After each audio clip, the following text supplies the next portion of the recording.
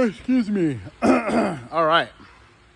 Now the truck has 33% passenger side, or yeah, passenger side and driver's side. It's looking pretty clean. I did pretty well, I think. Not a lot of bubbles or anything. Just a little overspray from that.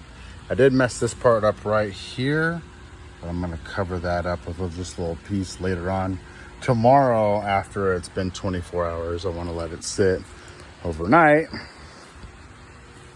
I got some extra 2.5, I think. Yeah, 2.5. Put that somewhere. Let's see. Gosh. All right, sorry.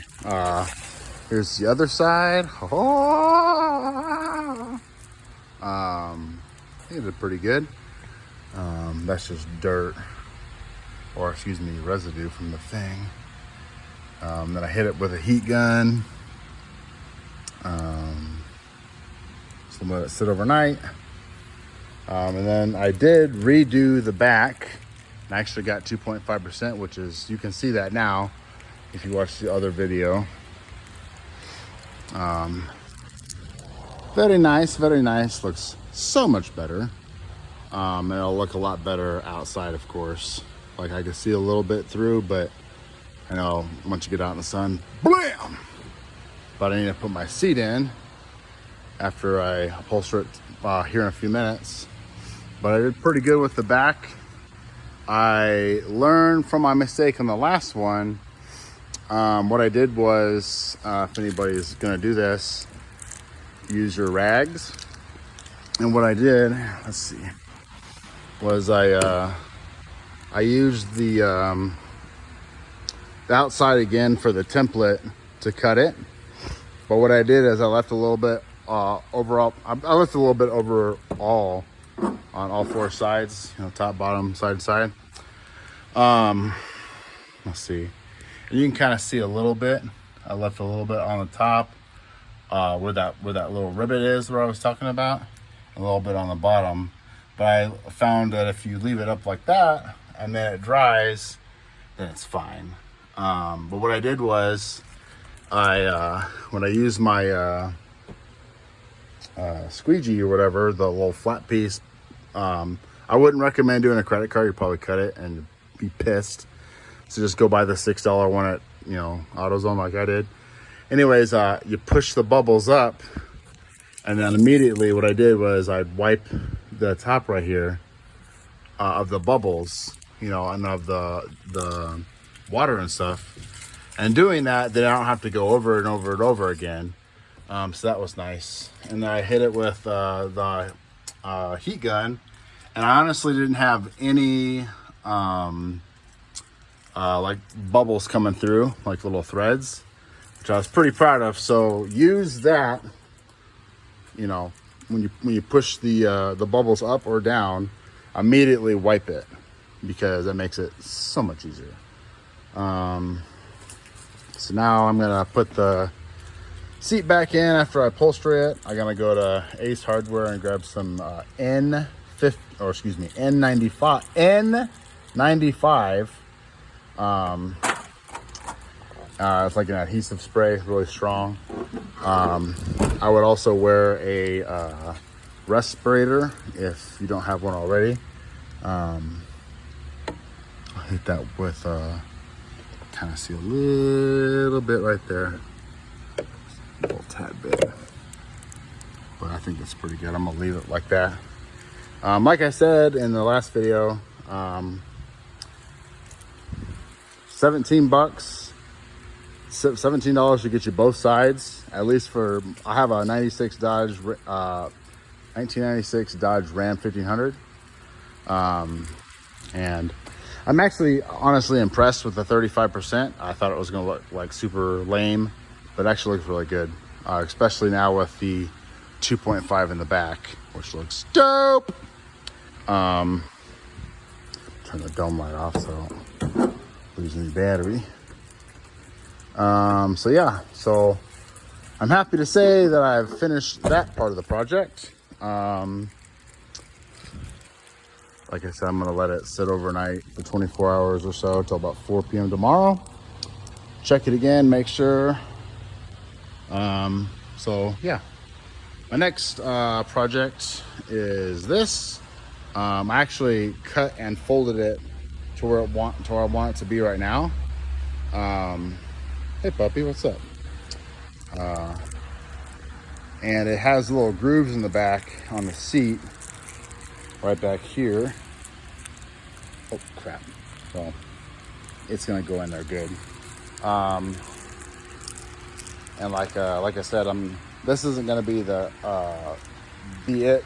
This is just the second phase of the fleece.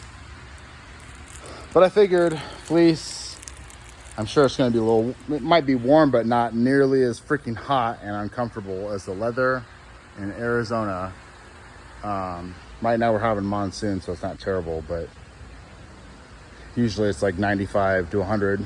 And then I have a second twin comforter. I'm gonna put on the bottom, cut some holes out right here, and then I'm gonna do the bottom. The bottom is gonna be actually pretty easy, I think, because this is what the bottom looks like.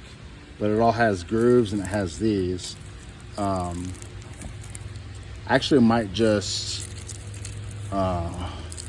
leave it like this, to be honest. Unless like someone, I don't really care, to be honest. I might just upholster it to about right here, and then same on the back. That way it goes in and I don't have to worry about making little slits, unless it'll be like freaking 100 little slits for the fabric, for the seat, and I don't want to deal with that crap. So anyways, pretty much it. And I'm gonna post some more videos about my Dodge. Like I said, it's a long bed. I had a camper on the back, like a camper shell, but I think it looks a lot better like this.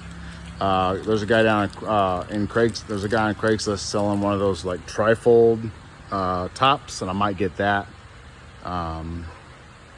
Honestly, don't believe that really does a difference for miles per gallon, but if you can prove me wrong, I'll get one and I'll care about it that way.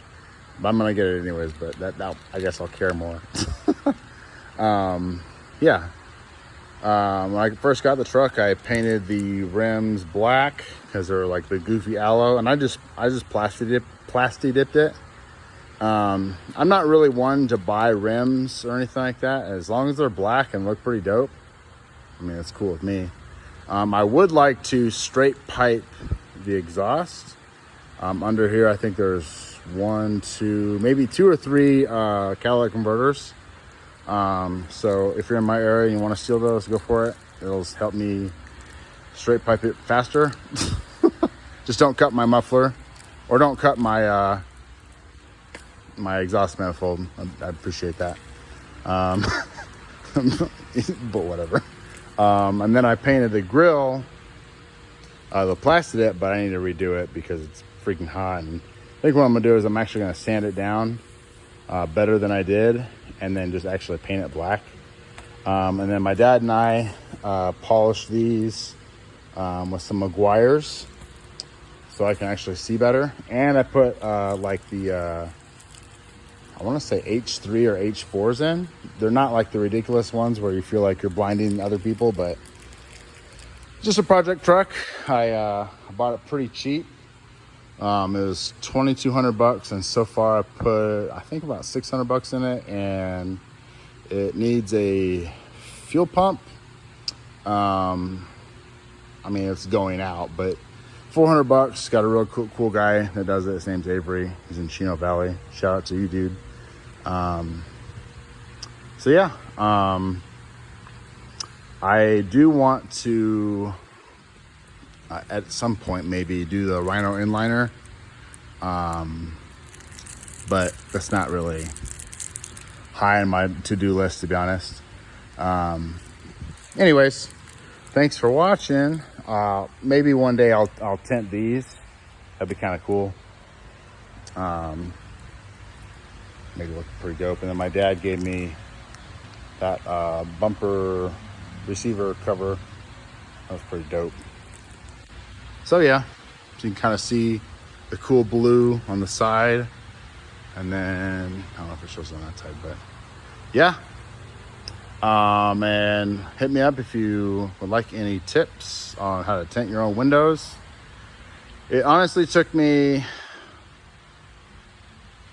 this one, and the side one probably took me an hour after I figured it all out.